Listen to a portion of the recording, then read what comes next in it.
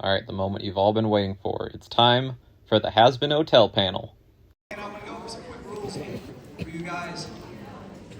Keep in mind, if you plan on getting in line now, we probably won't get to you. But for this line, remember, if you're going to ask a question, you must be 18 or older. All right?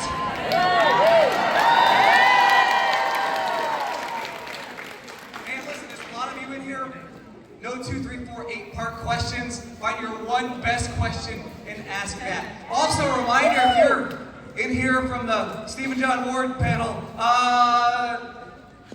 this panel is mature audience suggested. Like I said, please keep your questions PG, but listen, that doesn't mean that their answers are gonna be. So, Orlando, are you ready?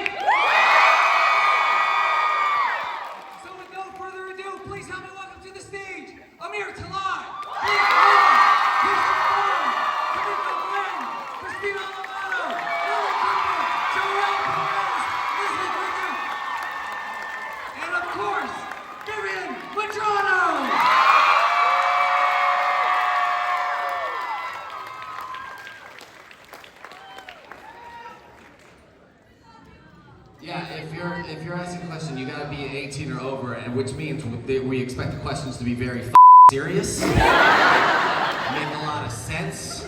Don't be asking what toaster is your character. That's a question 16-year-olds would ask, but you guys are over 18, so you're gonna ask good questions, I'm sure. What toaster? Also, Amir, your voice right now. Yeah. It's so sensual. What?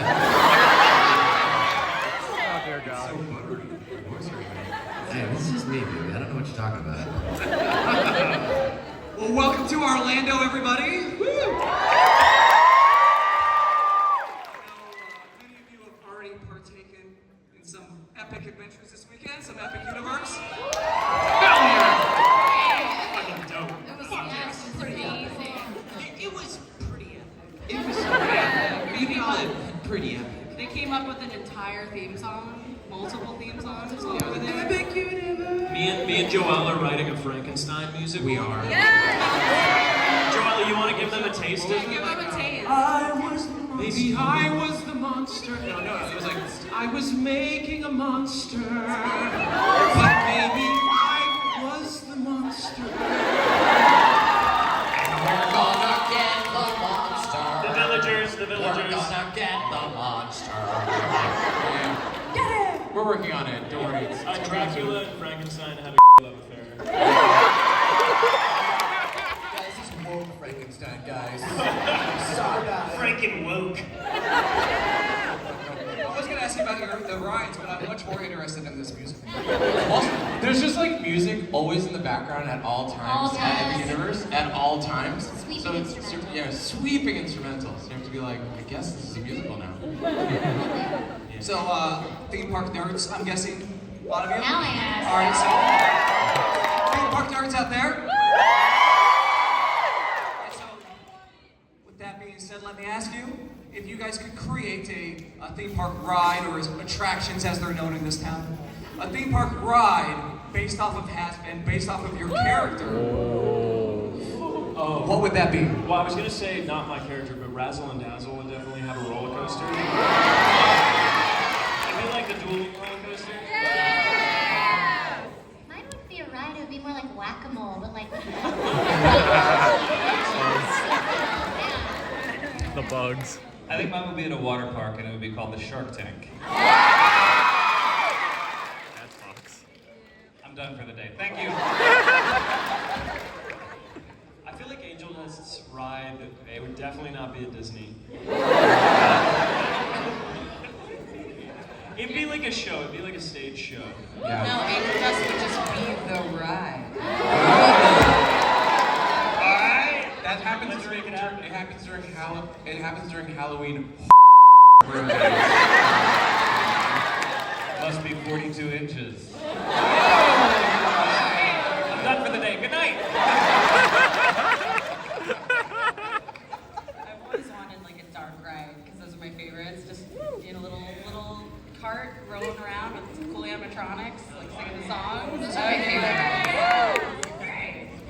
like one that goes through Valentino's studio, like during the Yeah, movie. and then Like, you get to see and you have all the different screaming rooms, at people. all the different like movies that are being made at the same time. You will get wet.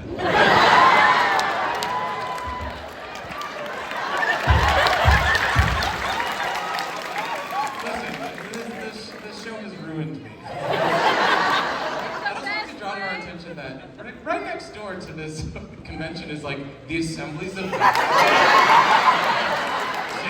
Council, which I grew up in the assemblies of God, so this is, bueno, las asambleas de Dios, that's what I grew up in. So this is hilarious. A lot of good that did you, Jordan. Yeah, a lot of good it did me. So, based on that, as you say that the show has ruined you. What is the most unexpected thing that you have experienced or learned from your time on this show, from your time on Hazbin? I think something for me is that I never expected us to do this. This is really unique for us, and I just every time we go to a dinner together as a big group, I feel like we've all felt this systematically. You look around and you're like, my God, this is so surreal that because you all know in animation we're kind of alone in the booth. We don't get to interact with each other. So being here with all of you, it's just really it makes me very watery because it's just it does. It's so, that was such a collective. That's so cute. But it's just really special, and that has not faded away. And now we have so many years, hopefully, to come with this. So it's I feel very, very blessed. I love you guys.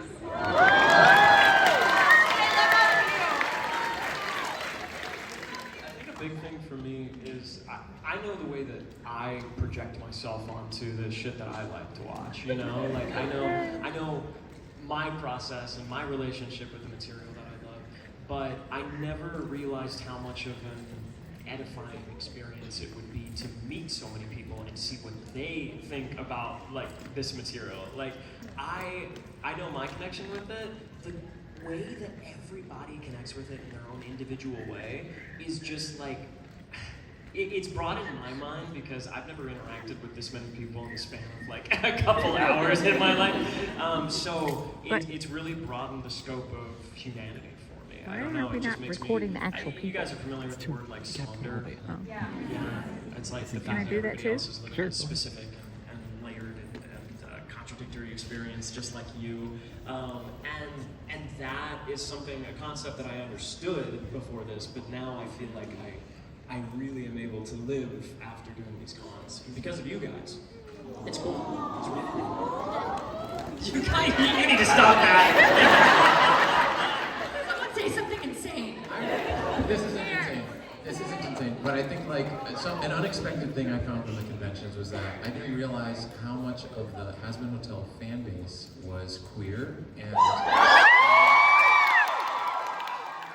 it was creating this safe space to be yourself and be your weird self and be other people who are just as weird as you are and to celebrate that it's such a cool byproduct of this that we do create a safe space, especially nowadays where those safe spaces are being taken away, systematically taken away from us. It's really great to be with us, when you're here, be yourself. This is a place to record the screen. Really celebrate all the parts of yourself. And it's been really fun in these conventions also to go to different parts of the United States. I live in New York City, which is gay as so, it's be yourself, be on the subway, who cares? But it's really special. When we went to Ohio, there was a fan came by and said that they had organized a bus that was picking up people from rural parts of Ohio, because it also happened to be Columbus Pride that weekend.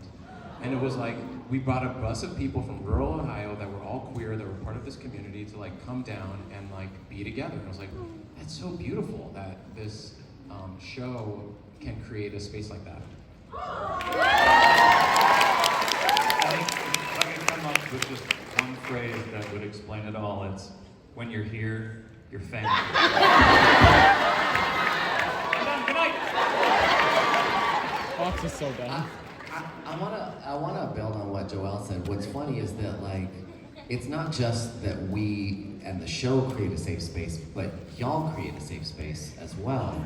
And one thing I've actually realized about myself in the last, like, I don't know, 6 months or so, is like that y'all make us feel safe to be ourselves, right? And it's like, I think, I don't know how online all of you are, but you know, when I do things in like panels or like IG lives, and you know, certain fans call me lesbian or call me like beer, and like, but then like have fun with that and make me feel good about that. Like I've actually noticed that like I feel more comfortable being myself than I did 2 years ago. I think Hollywood and I think toxic masculinity make you feel a certain way, that you have to act a certain way, and of course I fell into that, right? Because why wouldn't I? But it's really awesome to have like 20-year-old lesbians being like, be you,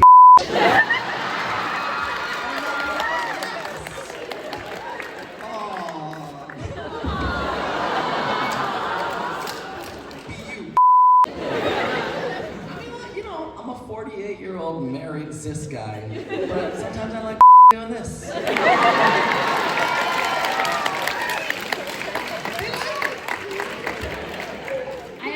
I want to say that thanks to Viv, so many people are being exposed to musical theater.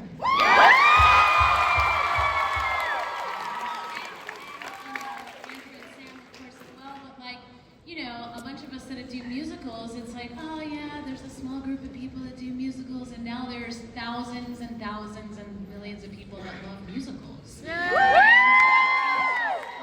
because this, you know, it has created this world, and now we feel like, and thanks to her, all of us, most of us, wouldn't be here unless, you know, she loved musical theater people.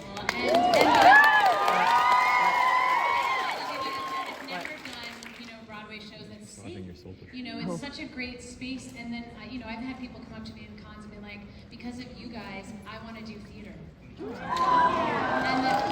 And that's amazing, you know? It's just wonderful. Also that I'm called mother. I don't have children. Me too, bitch. Me too. I don't have kids, but I have now kids. So piggybacking on that and your musical theater experience, what is your non-has-been the filthiest line that you have sung or said in a show? Non-has-been. I mean, it's never going to be as, no matter what we've been in, it's not going to be as filthy as this. I've done a lot of filthy musicals. I mean, we sang Totally a lot. Yeah, with Let's Bring Away Cake. Woo! What do you think about that? No, I don't have anything. I've never, I mean, let me put it this way. There's no musical that I've been in that's like, I can suck your dick. Like, shit like that. Like, you don't remember that song from Ragtime? This isn't a line from a show, but I was in a musical with, actually Christina was in it, Kiss My Aztec. And during the show, for a good half of the show, my character wore this giant gold like codpiece thing that I truly got so desensitized to it. And then people be like, you had a giant gold piece you're wearing for a big chunk of the show. So funny. It was very vulgar. We did some vulgar stuff in that show. That's John Leguizamo wrote this musical. So there was some vulgar. It was a lot. Yeah. But I'm trying to think of like dirty lyrics. There were dirty lyrics. Yeah, I also had an enormous and a massive bush and Harold and Kumar too. And it's not my line, but someone said it looks like Osama bin Laden's beard. They're gonna make a musical of that. Sure. Mother. Now, Christina, you mentioned, you know, going into the studio recording alone, but lot of you have worked together before. How many of you, like, whether it was the premiere or at these conventions, met for the first time, like on one of these stages or at a convention?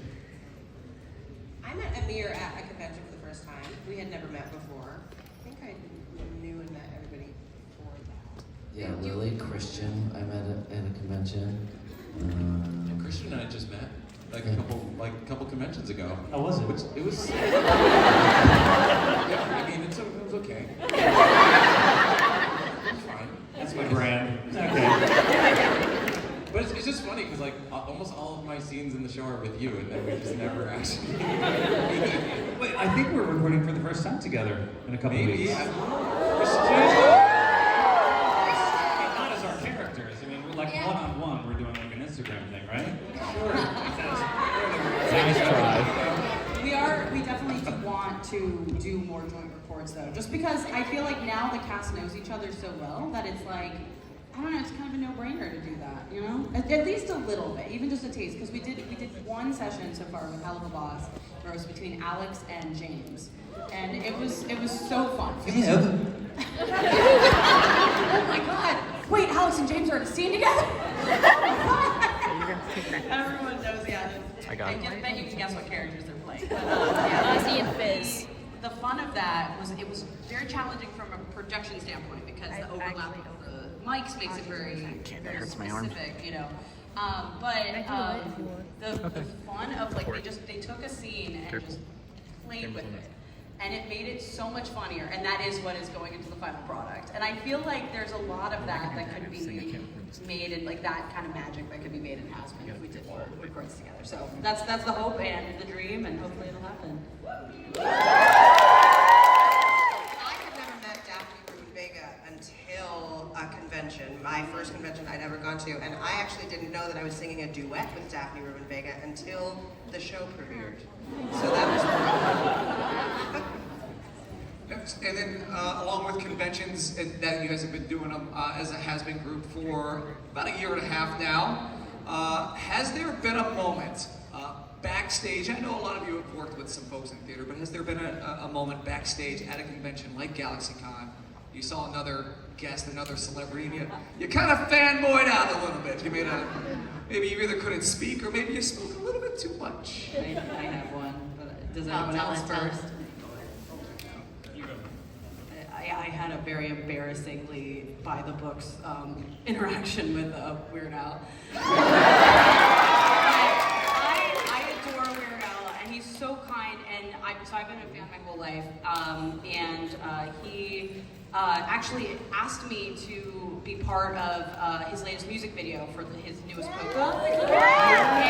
And that was unreal. I was like, this is a bucket list item. I was like, I will do it, and so my studio made a very, very tiny portion of it. It was like a big collaboration, so it had like a ton of different artists, and I was just one of them, but he like personally wanted me a part of it, and I was like, oh my god. And so he was actually, it was at a Galaxycon, and it was after that it all happened, and I like, I met him, and he was the sweetest guy, like he was so sweet. All I remember is I met him in the photo op area to get a photo with him, and I just kept saying, oh my god. I was like, oh my god, I'm so great, oh my god. I kept saying, oh my god. And then as we were leaving the con, I just was like, I just have to tell you, like, your work has gotten me through some really dark times, and I really like appreciate everything you've done and everything. But like, it was a really awakening moment because so many of you guys say that to me, and I was like, oh my gosh, like, that is such a genuine thing. It is a really genuine thing, because that's literally what happened. That's literally what came out of my mouth. I was like, thank you. And he's the sweetest guy. And so now I'm like, next time I meet him, I don't have to say that. He knows it now. Tell the princess story. Okay, so actually a lot of the Disney princesses are here. And I was in a show on Broadway called Fun Home with Judy Kuhn. And Judy's the singing voice of Pocahontas. And so Judy's here, but a couple months ago we were at a different convention and we were hanging out, the Hazbin cast, and I get a text from Judy being like, hey Joelle, do you want to have dinner with the princesses? And I looked at my phone and I was like, guys, I gotta go. Like, I've been summoned to the royal court.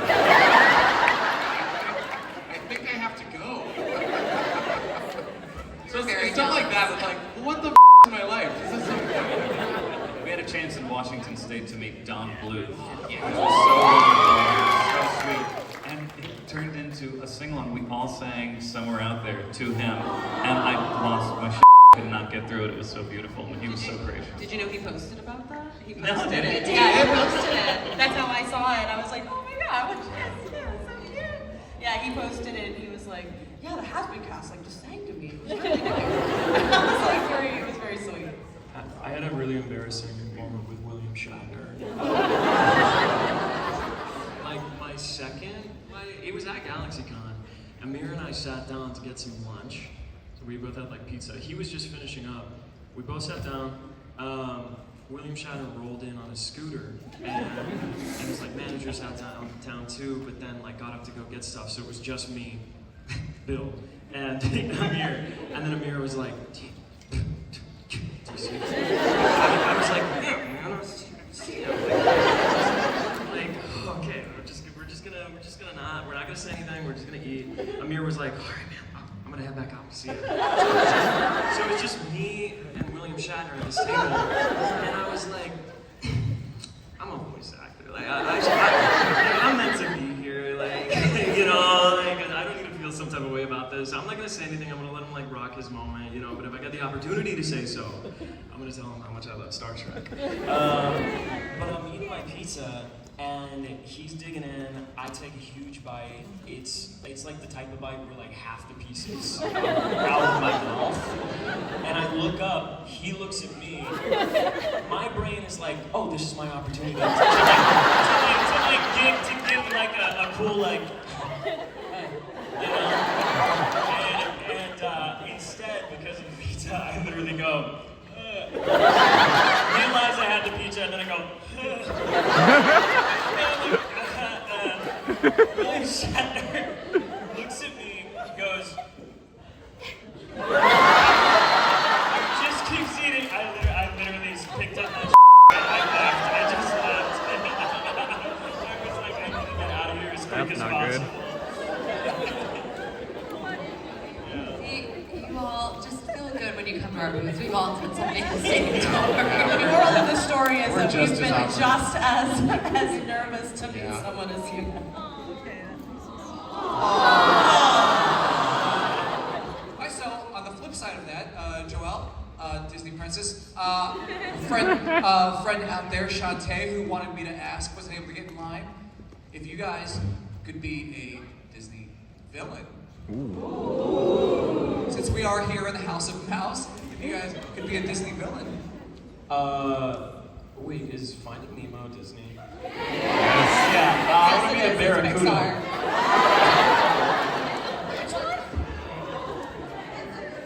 I want to be the barracuda in Finding Nemo. Oh, no. Yeah.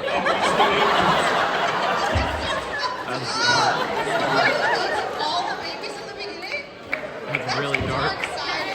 Dark side. Why was that the first thing that came to my mind? You know what? It's funny. I've just like always wanted to eat babies.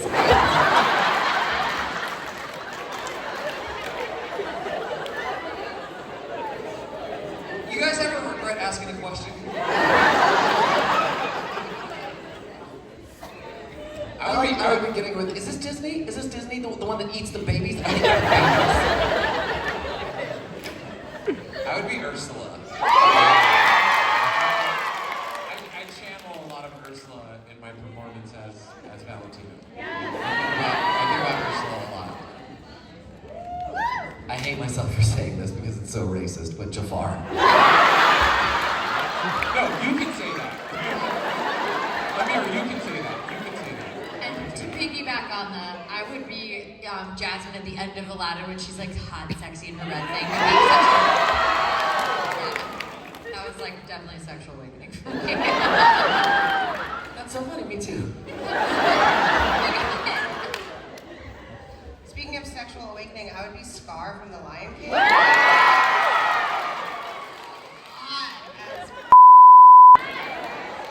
That's a brand new sentence. No, it's not. Scar from The Lion King. I don't think it's as new of a sentence as you might think.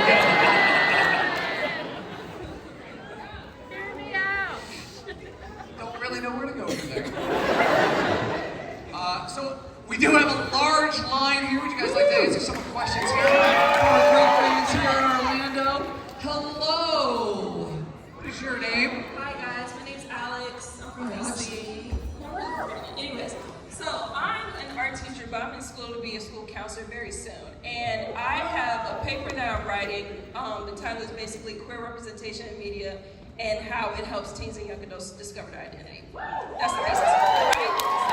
So, the paper was due last Monday, but my professor gave me an extension to ask this question. It's mostly for Viv, but anyone can hop in if you want.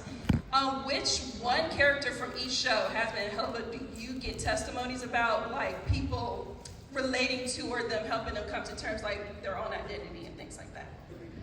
Number one is Angel Dust. That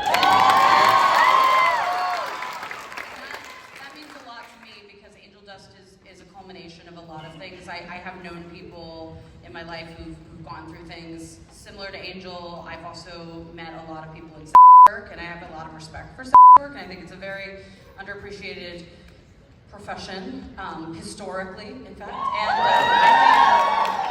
I feel like that, putting that into Angel, putting that into a character, and also I've just known so many personalities like Angel, so I think that's just absorbing that and putting that into a character. It's been incredible to have people all across the spectrum, people who have experienced abuse, people who have found like their own awakening through Angel Dust, like being like, oh, that's, and like there's awakening through Angel Dust, or like their identity, realizing that they are queer in some way through Angel Dust, and also people in which is to me honestly always the most, like when people are like, literally I've gone through these things or I've had these experiences and I've never had a character represent that.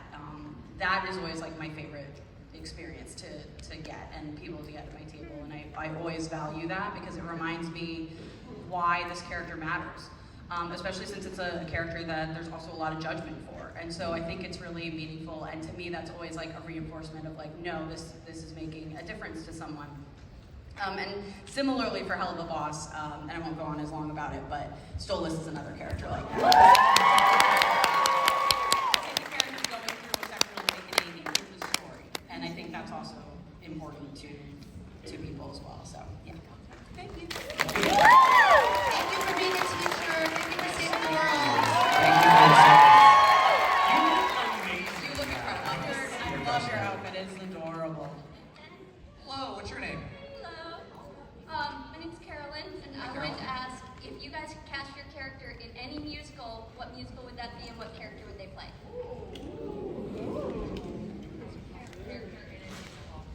I think Vox would be Mrs. Lovett.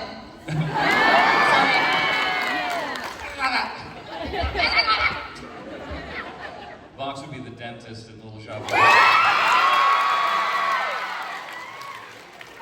think that's how I got the job. Is that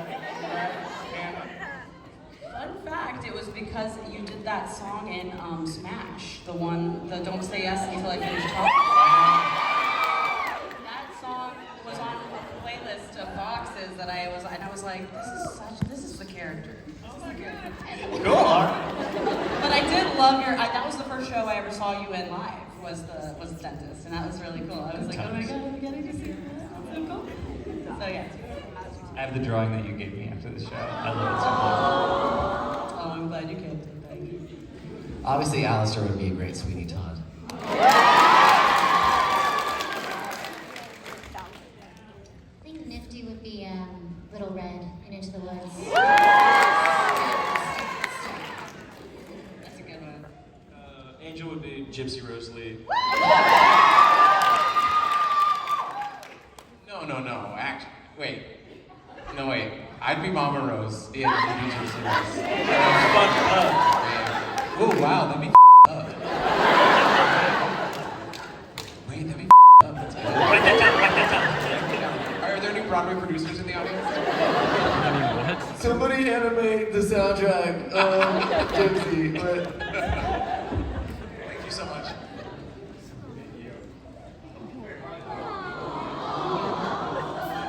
Hi, what's your name? Hi, you can call me Hack Spice.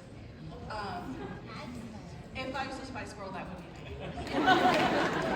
So I'm a librarian, so I want to know. Thank you for your service.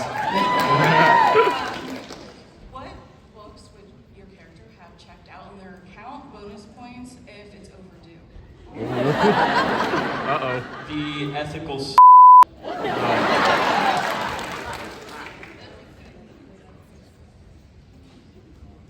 50 Shades of Grey. And it's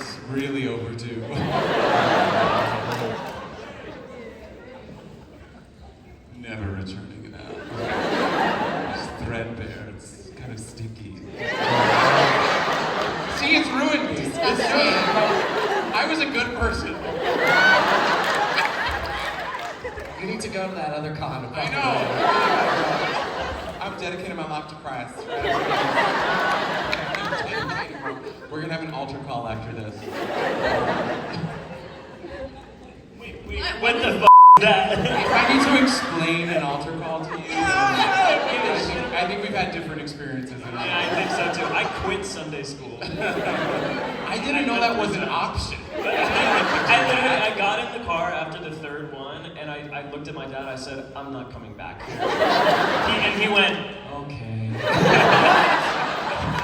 Yeah, right. My parents have been like, "Shh, you are getting in the car to church." Ours was McDonald's. It was like, you're not getting McDonald's if you don't go to Sunday school. We're getting McDonald's. It worked. It worked. Thank you so much. Hello, what's your name? Hello. That's Isabella. Hi, Blake. Hey. Mine's Isabella, but my friends call me Isa or Izzy. And yesterday I've been giving some wonderful advice by these two wonderful gentlemen and right there. So if you could give any advice to your characters or tell them anything in general, what would those words be? Get a therapist. Therapy works. Get into it.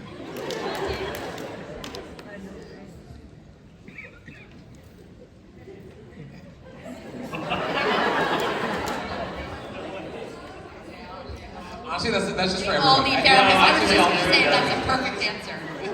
Get a therapist. Yeah. Hi, what's your name? Hello, my name's Josh. Hi. Is this working? Yep, we can hear you. All right, good. So, my question would be, if you woke up as the character you play, like, say tomorrow, how screwed do you think you'd be? Very. And many times. I would be having a great time.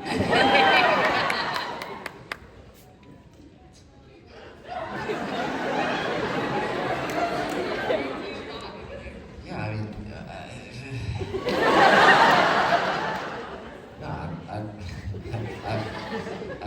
no, I'd have a long list of things to do and people to take care of. Souls. Creepy.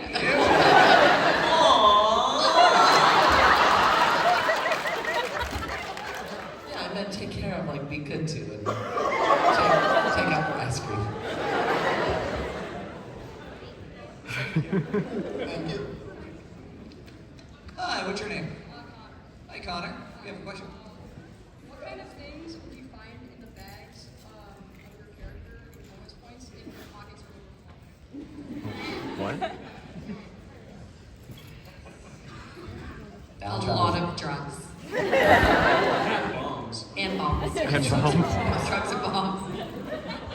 Airports would love you. Though sometimes at the airport, because I get a lot, you guys bring me bombs a lot, and they're always in my check-in, and I'm like, oh God, wait. Oh my God. Okay, so in Atlanta, we did a convention, and one of the vendors who does really beautiful 3D printed stuff made a 3D printed money shot, the Valentino's gun. It was really, really beautifully done. And so then I put it in my carry. No. My fault. My bad. That was my bad.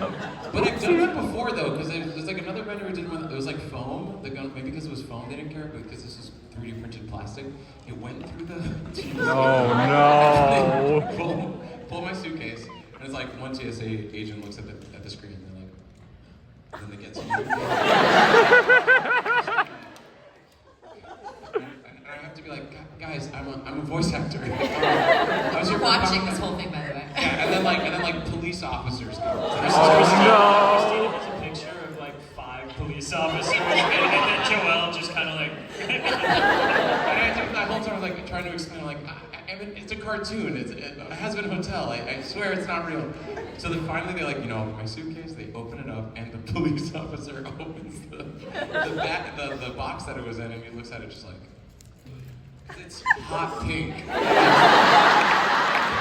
it's zebra print, and he like pulls it out, and he's just like, he looks at it like, and then to the other officers, just like, guys, like, come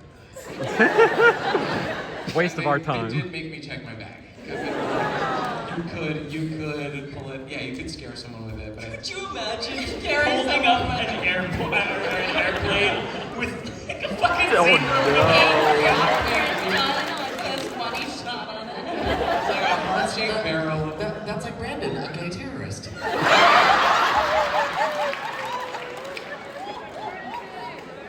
So now I It know. has a table here in case you didn't know. You wanted me to bet.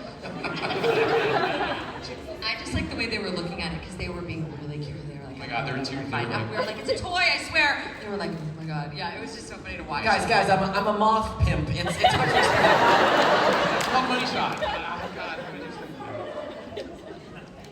Yeah. The question, what would we have in our pockets and our bags? All right. Alistair travels light. Sorry, I gotta. Microphone. Valentine would have cigarettes, chapstick, extra diet pills. He would have, and like a really nice letter from his mom. They like keeps in his mom. Yeah, he keeps it there. Condoms and cocaine. Together? Yeah, it's weird. You never tried a Coke condom? Thank you so much. Thank you so much. Thank you so much. Next Speaking of question. getting through TSA. Hi. What's your name? Hi, I'm Thomas. Hi. My question is for anyone who wants to answer. I'm not picky. Aside from Hazbin, what is your favorite project that you've been on, or for the directors on the table, babe? Favorite project that you've done? Take your time. I played Doc on the reboot of Fraggle Rock. So I'm the only human on the show, so I just get to interact with puppets all day. And it could not be more fun. It's just really awesome and joyous and fills me with a lot of love. Yeah.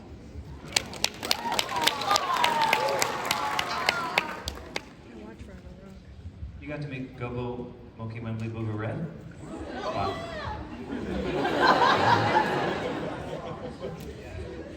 I was in a Broadway musical called Harmony. I really enjoyed that. I think that was probably, other than Hazbin, one of my favorites. I was in a little show called Beetlejuice. I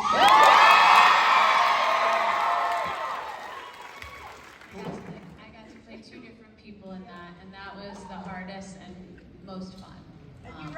Who else was in that? Alex Bregman was that character. And I think, is that what you saw me in? You saw me in Beetlejuice, and Yeah, that's that part was, of how- Beetlejuice was. Beetlejuice is the musical is tonally very similar to what I like. So I was just like, this is great. I grew up with the cartoon, not the movie, and so I was like, I like that it combined more elements of the cartoon, like kind of Lydia and Beetlejuice kind of being buddies and stuff like that. Visual style, I loved it. I was obsessed. It was really fun.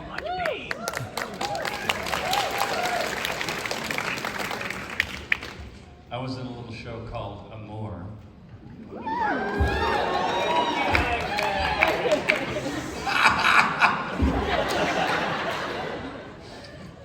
Thank you so much. Hi, what's your name? Danny, Hi. my question is, what's a book that you personally have read that you think your character would really like or connect to? Also take your time. I'm a voice actor. I don't read books. Same. Polysecure. I think Angel would like that. I'm like trying to think of like, I don't know. I'm sure he likes and sex. Or relationship oriented. Maybe he would like the Halo novels. which I read.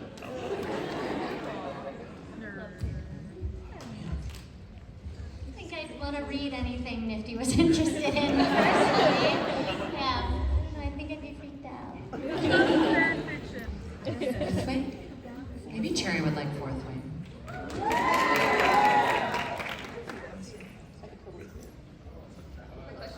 Court of Thorn and Roses. I didn't read that, but my partner read it to me once, and I said, well, that's enough. All right, so we have about 15 minutes left. We are going to try to get through as many as possible. Hello, what's your name? Colin, Hi, Colin. how many of you were seen or aware of the Hazbin Hotel pilot before you auditioned for it? Before you auditioned? That's a fun question. Yeah, just Joel. Oh, funny. So during the pandemic, when I was truly just smoking pot and just what am I doing with my life? I feel like the YouTube algorithm like brought the Hazbin Hotel pilot to my life, and I was like, wait, it's like musical theater and religious trauma. Sign me up. It was awesome. And so then, a couple years later, a friend of mine, Andrew Butler, wrote some songs on Helva, and he hired me to sing on the Ballad of Stryker. I remember he reached out to me and be like, hey, I'm working on this show called Helva Boss, and it's this woman, Vivian Madrano, has been. I was like, yes, what do you want? I'll do anything. So I got hired to sing on that, and then I improvised a stupid riff at the end. He's Stryker. There's truly like 5 minutes of that. Of just being, It's really long. It's We kept really it all long. because it was. But everyone, and then you were like, are you an actor? And I was like, yeah. And I was like, yeah, because I was just hired as a singer. So like, are you an actor? I was like, yeah. They're like, we actually need someone to voice a character in this episode. So then I voiced that little goat doctor. Yes. Who gives Luna a shot. Well, you must be Tuna. And that's sort of how I then joined, at least was in your orbit. So then you're having trouble casting Val. I remember, yeah, we had a lot of trouble casting Val, and I remember you, and I remembered how pleasant you were to work with, which is in such a short session, because you were really not doing a ton in that episode of Helva, and it was not only like immediately, I was like, that's the character. When you auditioned, because we went through a whole round of auditions, and then I was like, none of these really feel like the character to me, and then we tried a couple offers, and they said no, and then yours came in, and I was like, we got it. No more offers. We found him, and that was really special. And I think just like yours also, the studio, like one of the studio executives never weighs in on auditions, and she was like, that was really funny. That was a funny audition, and I was like, yes, it was. So yeah, it was special. Yours always meant to be this character. From me, because I'm not really a singer. What does that do? Does it clear anything, or does it? Sorry for that random cut. Yeah. Okay. Yeah, a little stretch, and also makes me know if I got it or not. I wake up in the morning, I open my eyes in the morning, and I'm like, and I'm like, that's a good day. Because I've heard almost everyone do that, and I was like, is that like a physical trick, You or go like is there from the anything? bottom of your range to the top of your range. Gotcha. It's Okay. just kind of like, Okay. You're And sort how's of the checking to pattern? see how your chords are vibrating that day. Because you might have like mucus, or you might be a little tired.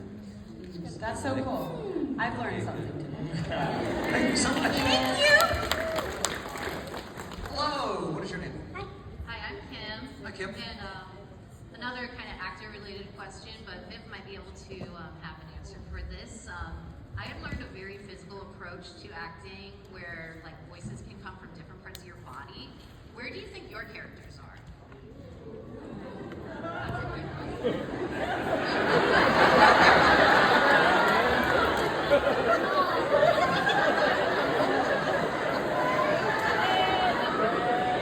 Mike.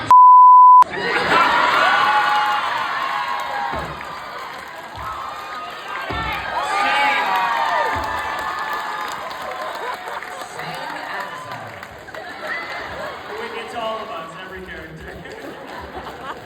Thank you. Yeah. One thing about the design of your character, what would that be? thing. Not a thing.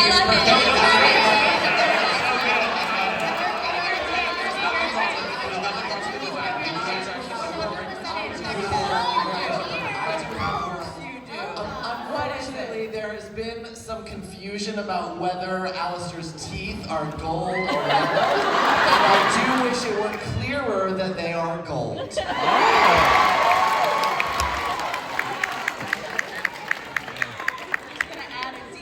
Like Midas. And the animators will love that. Thank you. All of you, they're all here. Hi. What would be your character if they could choose a different voice actor to voice a different character? Uh-oh. Wait, say it again, say it one more time. So Like- if you could choose another person to play your character, Oh. Within the That's cast a- or generally? like if there's another person you think would play your character. Barbara Streisand. Mark Hamill. Nerd. Keith David. I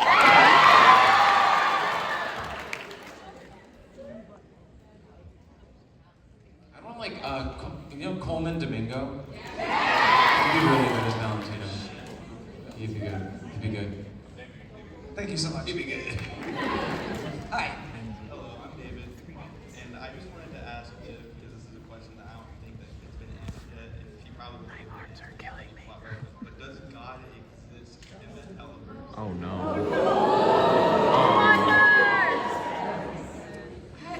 No, I don't think I can answer that. Because like even in my lore, it's like there's the lore of the show is the thing we explore. So I can't really answer anything that like expands the lore Fair. because that show will be about that. If that makes sense. There's my safe media trainer. All right, I think we have time for one, maybe two more questions, however fast we go. Hello. All right. Hi. For the whole cast, and if you don't mind throwing in Charlie and Lucifer as an answer, between all you guys, who's the morning person, who's the night owl, and who's just kind of I'll start so they can think, or unless you.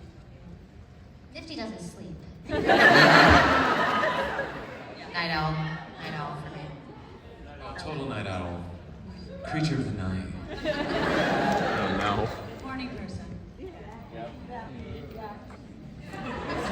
I think Lucifer and Charlie are both morning people. Yeah, annoyingly so. Annoyingly so. Yeah, it's like, I haven't had my coffee yet, Charlie. Didn't Charlie stay up all night My for magic season bag episode is 5?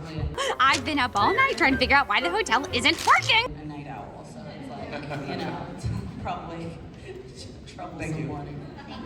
Hi. Sorry. Quick question for Viv. Is angel blood sweeter than regular blood, or all the fanfic writers do it? Because it's really sweet. I haven't tasted it. Gross. I don't know. I have not thought about that. Ew. To Alistair, maybe Alistair will know that. No. Oh, tasty. Thank you. All right, so we are just about out of time. Listen, if we didn't get to you, everyone will be going back to your table. So as we have like 30 seconds left, Viv. If you can in 30 seconds, can you describe what this means to you?